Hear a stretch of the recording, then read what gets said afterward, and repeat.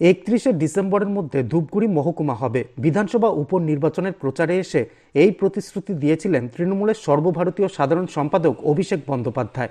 ধূপগুড়ি বিধানসভা উপনির্বাচনে তৃণমূল প্রার্থী নির্মল চন্দ্র রায়ের জয়ের পর মুখ্যমন্ত্রী মমতা বন্দ্যোপাধ্যায় ঘোষণা করেছিলেন ধূপগুড়ি মহকুমার প্রস্তুতি চলছে।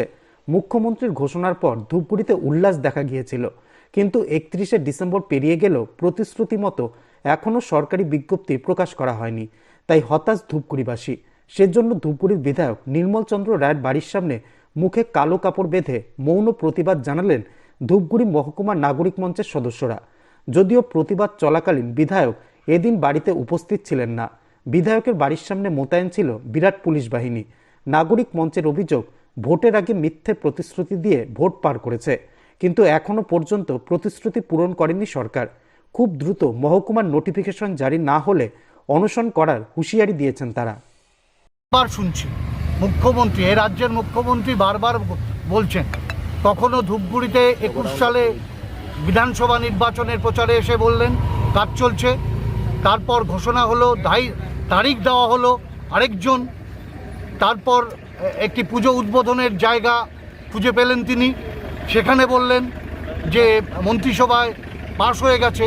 কখনো বললেন না যে এটার সাথে কোর্টের একটা সম্পর্ক আছে, অথচ নতুন করে সেই সমস্যা তৈরি হচ্ছে। কাজেই ভাওতাবাজির একটা শেষ আছে, যার জন্য বলছি যে ধূপগুড়ির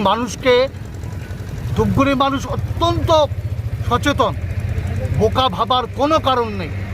কাজেই অবিলম্বে মহকুমার কাজ শুরু করতে হবে, না হলে আমরা অনশনে বসবো।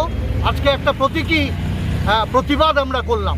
খুব দুর্ভাগ্যের, যে ইস্যুতে বিধায়ক নির্বাচিত হয়েছেন সেই ইস্যু নিয়ে যখন তার বাড়ির সামনে আমরা আসলাম, তিনি পালিয়ে গেলেন, তিনি থাকলেন না। এটা খুব দুর্ভাগ্যের।